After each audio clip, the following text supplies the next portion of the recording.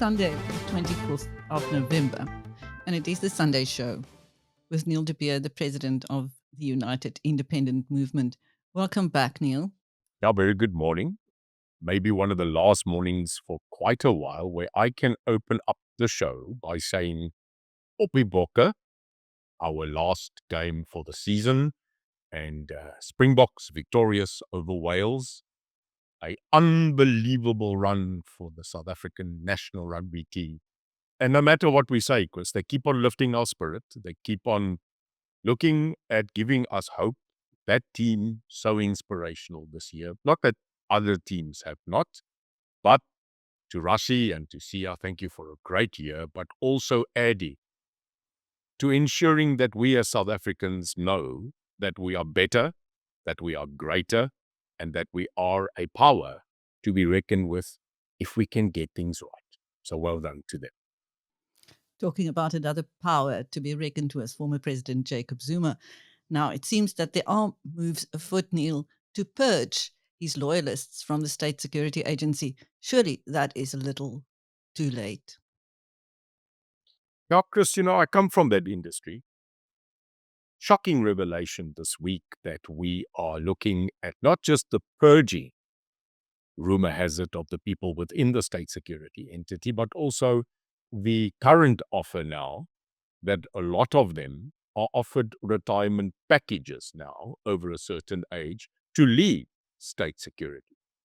Now, Chris, if I can tell you, as a person that comes out of there, one of the most important defense mechanisms that a country has is intelligence.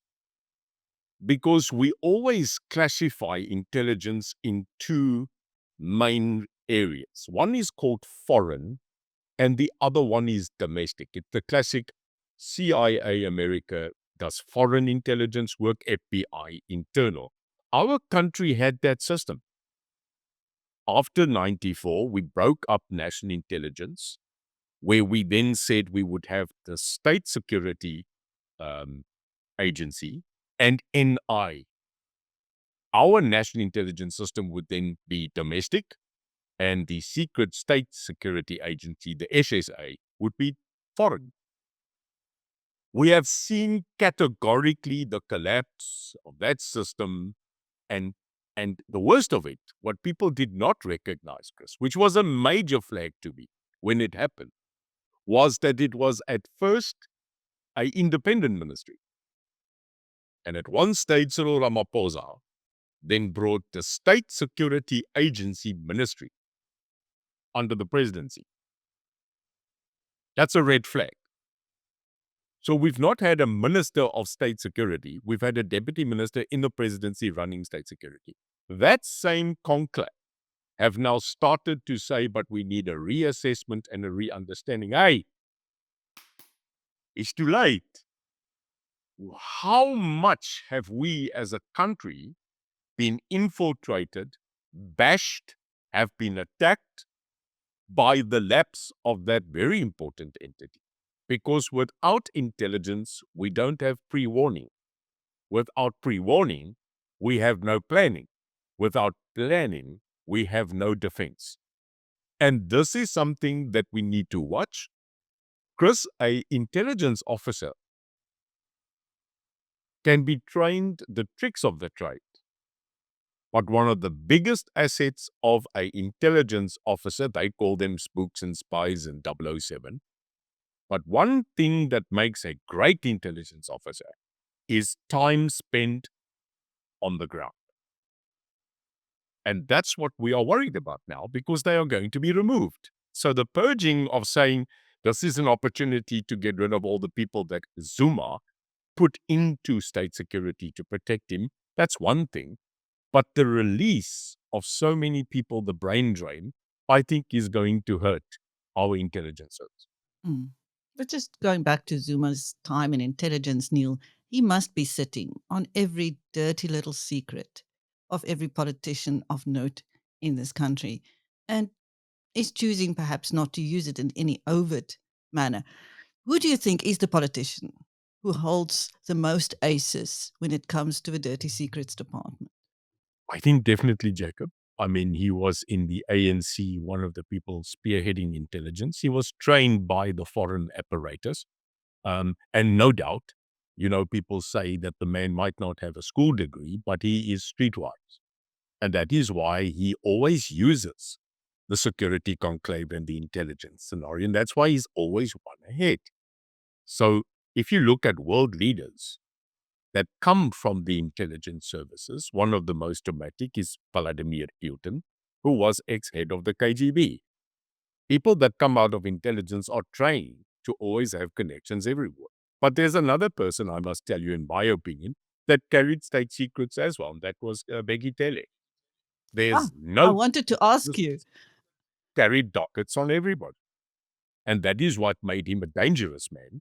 And that's why, in my opinion, allegedly, we could not bloody get rid of him, because it was the scenario of, if you do that, then I will do that. So having people with such power, I call it the J. Edgar Hoover syndrome.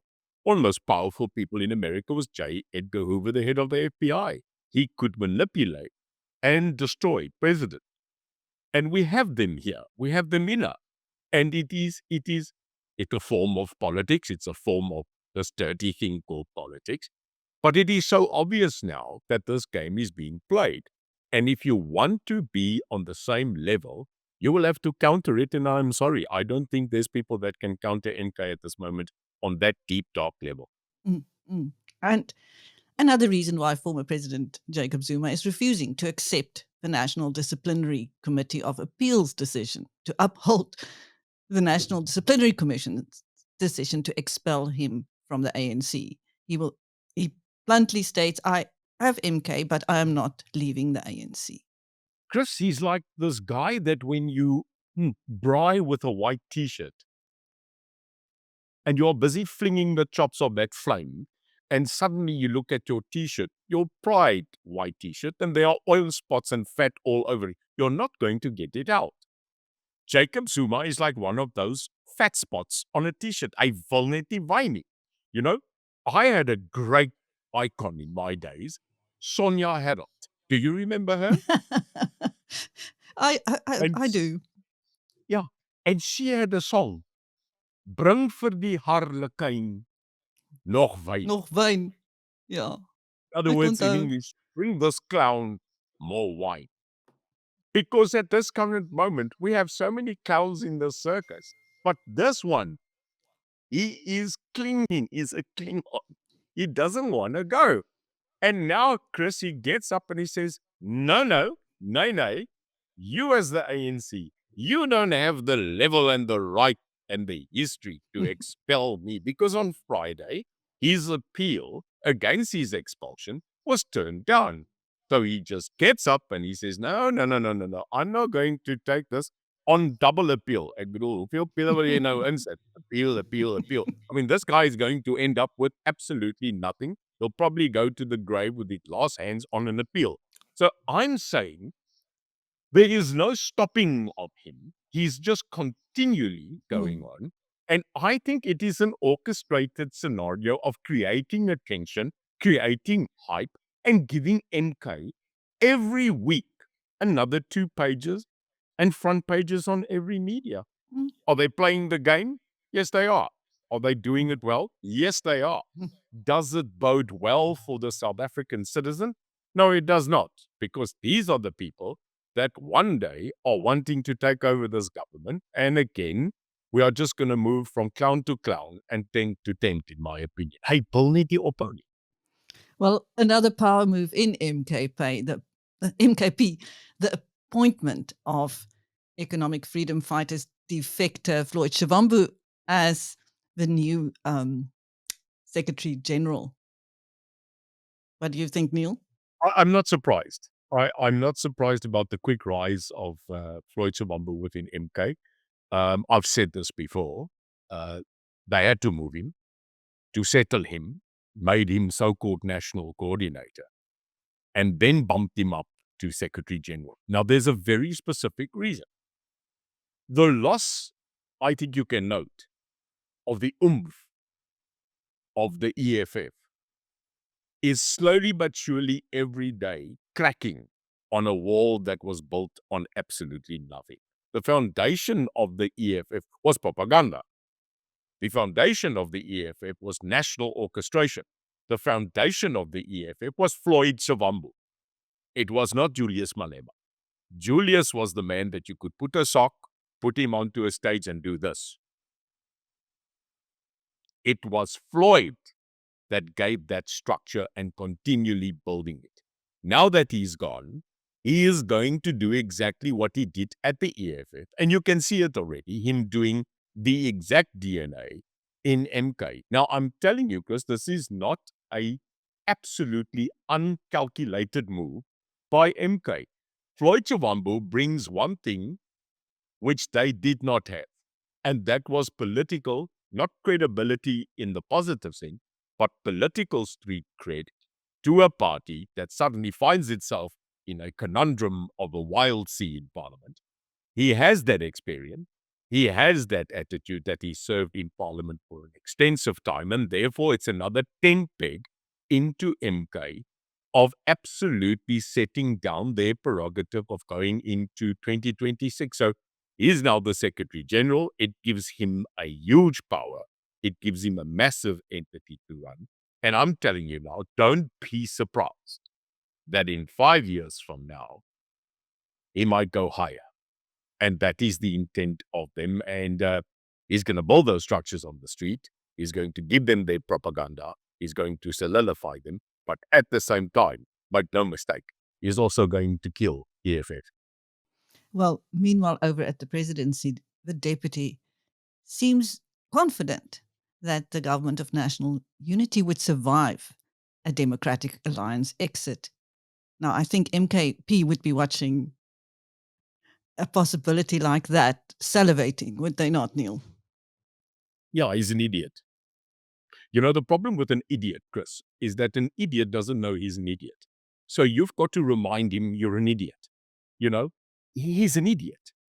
Because when you look at him, it is not as if we cannot see his gameplay. And I'm sorry to tell you that. He's an idiot. Because it is only an idiot that will stand on a pole and tell everybody that I am okay, I am clean, I'm a future leader, when you yourself know you're under investigation. He's currently under investigation for a perjury charge in government. You know the docket that were put onto the table about Paul Mashatile by the very same DA that he says they can do without. And he is standing there not as just charge number one. He is one of the top 5 that are currently absolutely not clean. So Paul Mashatile sits there and now has to become relevant. And it is not because he's being relevant today. He's got to now build up his political credibility for the 2027 ANC fight for presidency, Chris. Because Cyril is gone. Now I can tell you, Paul Mashatile is definitely not in the Cyril camp. He's not there. So now he has to sit and he has to say, well, Cyril is gone. It's his second term. And according to the tradition, not that the ANC of today has any traditional value left, normally the vice president becomes the president. Now, we've had a failure of that when we had Didi Mabuza gone, because that was just a prop and a money transfer of making sure that votes could prop up Cyril, allegedly. And now you've got this guy that is currently sitting, he has no political credibility. He sits there and now he has to make a statement. Now, what is he going to say? He can't attack crime. He can't accuse anybody around him in the leadership of being criminals because he's being investigated himself.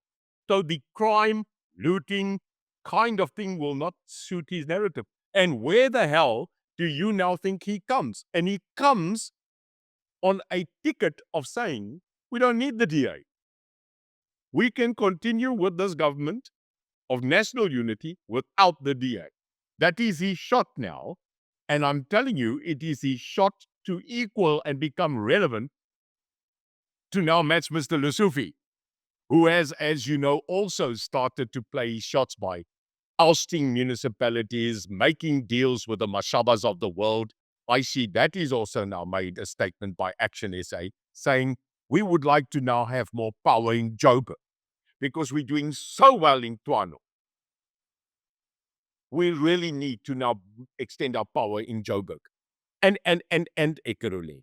So you can see there is this battle now between the Sufi camp and now Mr. Mashatile coming in and saying, my ticket is to get out the DA and to say to them that we can run this without them. Chris, this is a warning shot, an interesting shot to say when we come to 2027, and I've said this with you before, the tactic is that no matter who takes over from Cyril Ramaphosa, there's only two camps.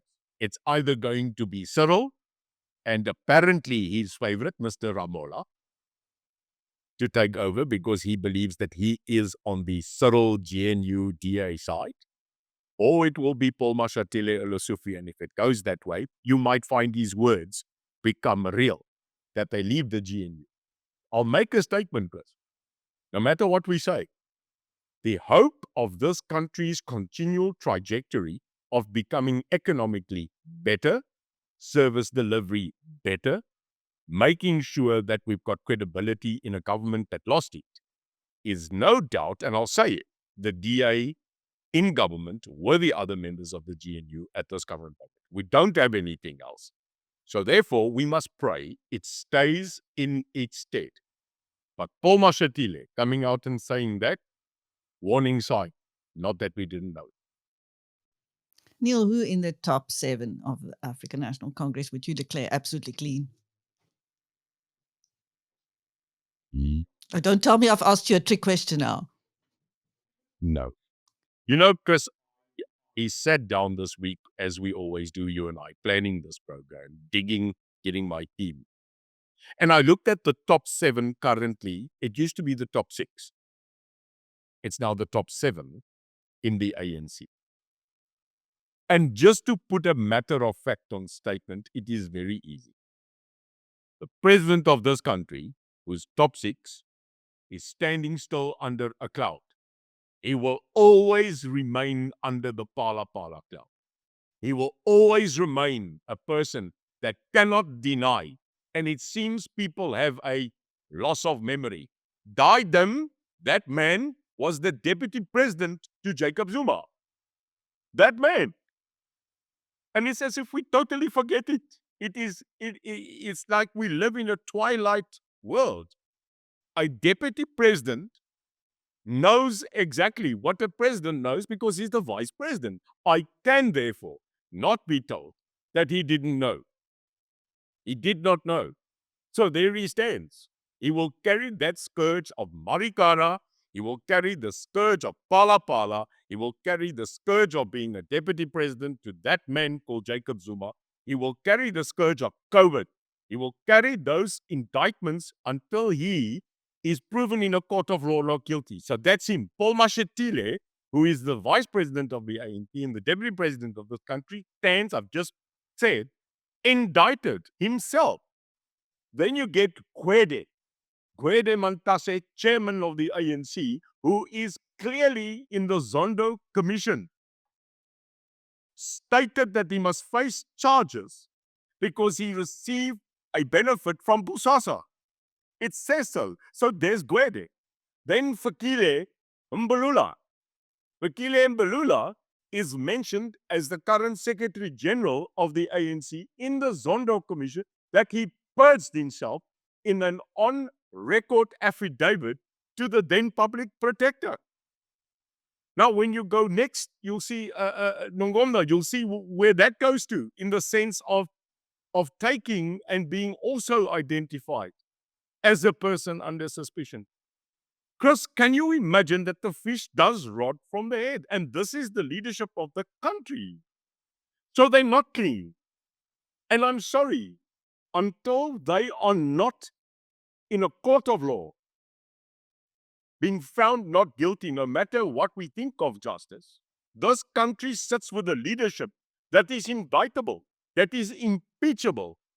And you will remember when they took it to Parliament to say to the president, mark yourself skoon, because the country needs a clean leader. It needs a leader of principle, because we've got so much trouble. It is him, ek kan sommer sien, ek raak sommer moedig. It is him that sat at the Zondo Commission and said that the ANC is accused number one under his presidency. Dit is 'n godskreiende skande. My grandmother would say, Janie skaamte nie. In other countries, they would be removed. In this country, we re-elect them, even when they lose an election. Can you imagine? So, Chris, answer, they're not clean. And we cannot make them clean until they've not been indicted, until they have not gone to a court of law. Now, you know, what are the chances? Neil, before I say goodbye to you, I quickly want to go to a couple of national crises at the moment. Now that the food poisoning deaths of many children has forced the registration of spaza shops, we have locals coming forward to register those shops on behalf of foreigners for reward. Maybe you should tell them that they will be the ones SARS will be coming after. They don't care. You know, because one of my lead team guys, Reese Lucas, that does all my investigations into the sense of studying what law, where we are. I asked him to research on the pressing issues that we've got now. The Zama Zama issue, the poisoned food issue, and the immigration issue. And he wrote me a spelling document of all the laws. Trust me, in this country, there are laws. Funny, the immigration law currently says that if a foreign national wants to invest and open a business in this country, this is de facto, he needs to invest a minimum amount of 5 million rand. Did you know that? Where's the spaza shop going to put 5 million? That's the law. It's black and white. And I think we'll post these at a link on our thing. There's an immigration law. Secondly, there is a law on mining and resources in this country. Zama Zama. They may not mine illegally. Chris, look at all these laws. They were just flaunted and they were not engaged to implement. The reason we've got kids dying now of poison spaza shops is because the immigration law did not stop and enforce that regulation. That's just part of it. I'm not saying all of them are foreigners. But you know how big foreigners and the issues are. It's because the law was not enforced. We are sitting with miners underground that are illegal. Reason? Because no one enforced the law under the Mining and the DNA Act. It is simple that this country is lawless. It's lawless. You can buy law. You can buy justice in this country, Chris. I am vehemently for a government with zero tolerance. You know that. It's time that we come back and vote in an entity that does not flaunt the law. And we should not, as citizens, for 1 minute, stop fighting for a credible leadership in this country that are clean, Chris, that have the mind of the people and will enforce law. Jobs and justice, in conclusion, Chris, will remain the two biggest problems of this country. Jobs and justice. If we can get that balance right, if we can get people into jobs, stimulate the economy, and make sure that justice prevails, we will rise as a country that is again loved, revered, and where maybe people will then again accept our passport as golden as we had a couple of years ago. Well, wouldn't it be amazing to travel to London without a visa? Neil, do you remember those days? Just jumping on a plane. Thank you. That was Neil de Beer, the president of the United Independent Movement, on this Sunday show with Biz News. And I am Christine. Thank you, Neil.